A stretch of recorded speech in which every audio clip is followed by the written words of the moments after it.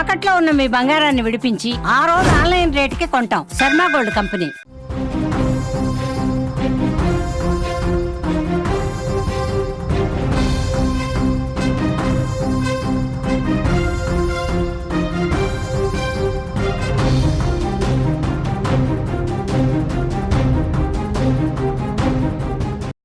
చావు ఒక్కోసారి చాలా బలవంతంగా వస్తుంది. నేను చచ్చిపోకూడదు, నేను బతకాలి, అయినా సరే ఆ సమయం నువ్వు చచ్చిపో అని ఒత్తిడి చేస్తుంది. అనుమానించే భర్త, అవమానించే కుటుంబం, ఇక ఈ లోకంలో నీకేమీ లేదు, చావు ఒక్కటే దిక్కు అని ఏదైనా సిచ్యువేషన్, ఒక సందర్భం నిన్ను ఒత్తిడి చేస్తే అప్పుడేం చేస్తావు? ఒక మహిళ పడిన కఠినమైన దుస్థితిని మీ కళ్ళ ముందుకు తీసుకొస్తున్నాను. నేను చచ్చిపోకూడదు, నా కొడుకు కోసం బతకాలి, నా భర్త కోసం బతకాలి, అనుమానితుడైన నా భర్తకు నిజాన్ని నిరూపించి నేను తప్పు చేయలేదని నిరూపించుకొని బతకాలని తీవ్రంగా శ్రమించి కఠినమైన నిర్ణయం తీసుకున్న ఒక మహిళ కన్నీటి కథ ఇది. కరీంనగర్ జిల్లాలో వెలుగు చూసింది కఠినమైన నిర్ణయం. ప్రేమించి పెళ్లి చేసుకున్న ఒక మహిళ మీరు ఫోటోలో చూస్తున్నారు. ఈమెది కరీంనగర్ జిల్లా బోయినపల్లి మండలం తాడికల్ గ్రామం. ఈ మహిళ ధర్మతేజ, సిరిసిల్ల జిల్లా శంకరపట్నానికి చెందిన ధర్మతేజ అనే ఒక యువకుడిని 2020లో ప్రేమించి పెళ్లి చేసుకుంది. ఆమె చేసిన తప్పు అదే అయింది. ఎందుకంటే రాత్రి అతి బలవంతంగా, అత్యంత దారుణమైన స్థితిలో కఠినంగా తను చచ్చిపోయింది. ఇష్టం లేకుండా, కనీసం ఆలోచన చేయకుండా నేను బతకాలని పోరాటం చేసి ఆత్మహత్య చేసుకుంది. ఎక్కడ ప్రేమ ఉంటుందో అక్కడ అనుమానం ఉండదు అంటారు మన పెద్దలు. కానీ ఇక్కడ ప్రేమ వచ్చిన చోట, నమ్మి ప్రేమించిన వాడి వెంట వచ్చినందుకు స్వాతి నిజంగానే ఊహించని శిక్షను అనుభవించింది. ఇక్కడ తన భర్త ధర్మతేజకు ప్రేమ కనిపించలేదు ఆమెలో. ఆమె చూపించిన ప్రేమ అతనికి అనుమానంగానే కనిపించింది. ఆమె చూపించిన కరుణ అతనికి అనుమానంగానే కనిపించింది. ఆమె చూపించిన అభిమానం అతనికి అనుమానంగానే కనిపించింది. కథలోకి వెళ్దాం ఒక్కసారి. 2020లో ధర్మతేజ సిరిసిల్ల జిల్లా శంకరపట్నానికి సంబంధించిన ధర్మతేజని ప్రేమించి పెళ్లి చేసుకుంది. తొలుత వాళ్ళ కాపురం చాలా బాగుంది. కుటుంబ సభ్యుల్ని వ్యతిరేకించి కాదని పెళ్లి చేసుకున్నందుకు ఆమె శిక్ష అనుభవించింది. ధర్మతేజ కొద్ది రోజుల క్రితం దుబాయ్ వెళ్ళాడు. గల్ఫ్లో ఉండి అక్కడి నుంచి పనిచేస్తున్నాడు. గల్ఫ్లో పనిచేస్తున్న సమయంలో ధర్మతేజకి భార్యపై అనుమానం పెరిగింది. భార్యాభర్తల మధ్య గ్యాప్ పెరిగింది కదా. ఈ గ్యాప్తో ఆమె భర్త ధర్మతేజ అనుమానించడం మొదలుపెట్టాడు. ఆమె ఫోన్లో మాట్లాడటం, ఎవరితోనో గుర్తు తెలియని వ్యక్తులతో మాట్లాడుతుంది, ఇంకో వ్యక్తితో కలిసి ఉంటుంది, ఇంకెవరితోనో ఉంటూ తప్పు చేస్తుంది అనే టెన్షన్ అతనిలో మొదలైంది. గల్ఫ్లో ఉన్న అతనిలో మొదలైంది. రోజు భార్యకి ఫోన్ చేసి, నువ్వు భార్యతో మాట్లాడి, కష్టపడడానికే కదా దుబాయ్కి వెళ్ళింది, కష్టపడడానికే కదా గల్ఫ్కి వెళ్ళింది, నీ కుటుంబాన్ని పోషించుకోవడానికే కదా గల్ఫ్కి వెళ్ళింది, అటువంటి నువ్వు ప్రేమించి తెచ్చుకున్నావు కదా అమ్మాయిని, నువ్వు ప్రేమించిన అమ్మాయి నిన్ను నమ్ముతుంది, నిన్ను నమ్మి జీవితాన్నే వదులుకొని వచ్చింది, తల్లిదండ్రులను వదులుకొని వచ్చింది, నీతో ఒక మంచి ఫ్యూచర్ని ఊహించుకొని వచ్చింది. అటువంటి భార్యని అనుమానించిన ధర్మతేజ ప్రతిరోజు ఆమెను వేధించడం మొదలుపెట్టాడు. నువ్వెవరితో మాట్లాడుతున్నావు, నువ్వెవరితో ఫోన్లో మాట్లాడుతున్నావు, ఏం మాట్లాడుతున్నావు, ఈ ఏజ్లో నీకు ఇంతసేపు ఫోన్లో మాట్లాడాల్సిన అవసరం ఏముంది? ఒరే, నీకు పుట్టిన కొడుకున్నాడు కదా, నీ ద్వారా వచ్చిన కొడుకున్నాడు కదా, నువ్వే దైవం అనుకుంది కదా. భార్య చూపించే ప్రేమ, భార్య చెప్పే మాటలు తనకి అనుమానాన్ని పెంచాయి తప్ప ఏ రోజు ఆమె చూపిస్తున్న ప్రేమ అర్థం కాలేదు. ధర్మతేజ తన భార్యని నిత్యం వేధిస్తూ వచ్చాడు, నిత్యం హింస పెడుతూ వచ్చాడు. ఆ అమ్మాయి తట్టుకోలేకపోయింది. ఒక్కరోజు చెప్తుంది, 2 సార్లు చెప్తుంది, 3 సార్లు చెప్తుంది, 100 సార్లు చెప్తుంది.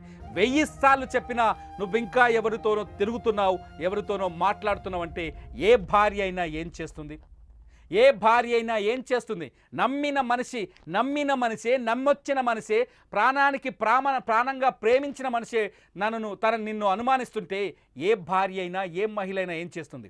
తన కష్టాన్ని ఎవరికి చెప్పుకోవాలో అర్థం కాని పరిస్థితి. ధర్మతేజని నమ్ముకొని కుటుంబాన్ని వదిలేసుకొని వచ్చింది. ధర్మతేజని నమ్ముకొని అతను ప్రేమించాడని చెప్పేసి తల్లిదండ్రుల్ని ఎదిరించగలిగింది.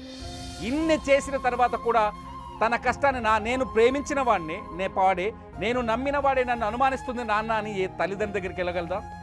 తల్లి దగ్గరికి వెళ్ళి చెప్పుకోగలదా? తండ్రి దగ్గరికి వెళ్ళి చెప్పుకోగలదా? చెప్పుకోలేకపోయింది.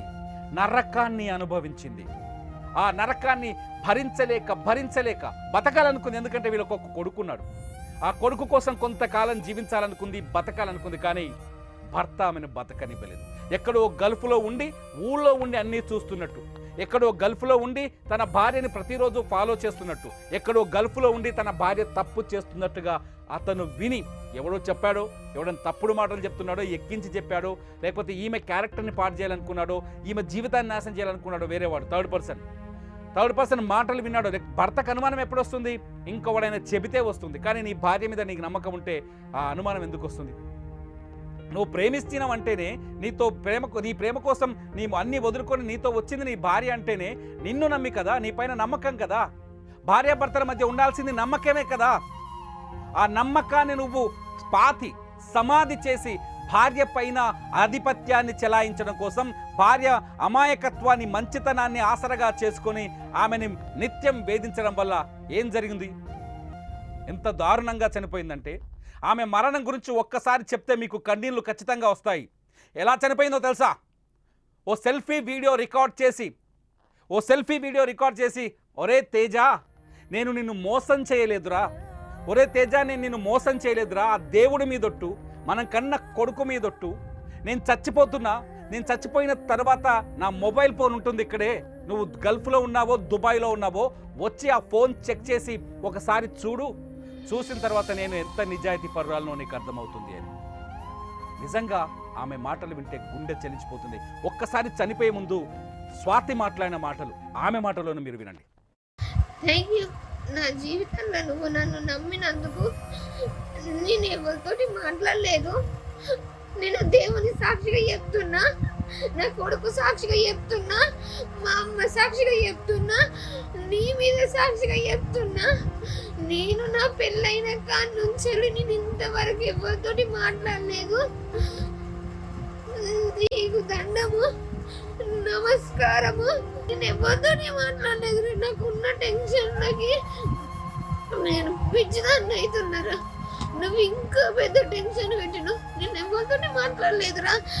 నువ్వు ఎట్లాగైనా మంచిగానే ఉంటావు నాకు తెలుసు. రంది పడకు.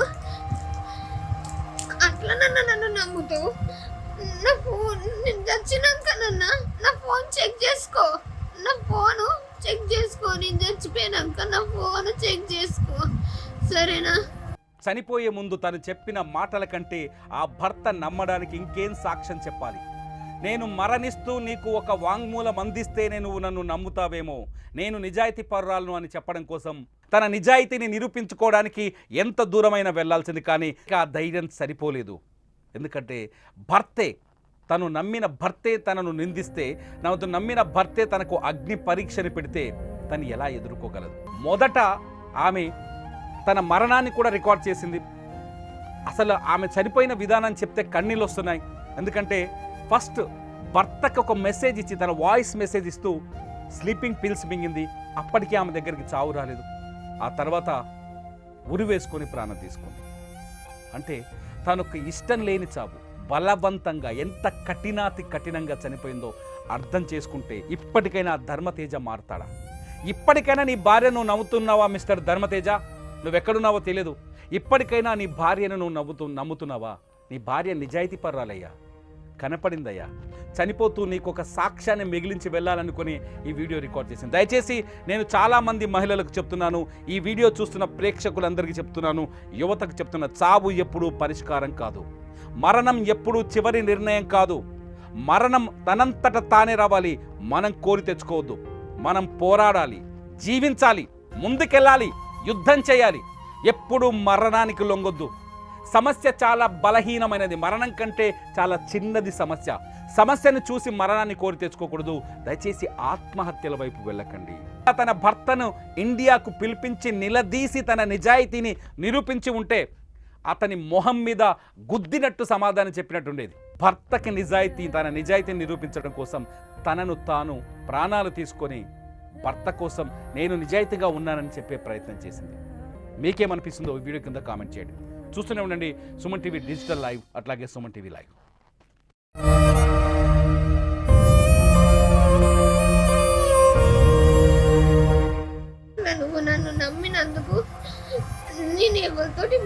మాట్లాడలేదు.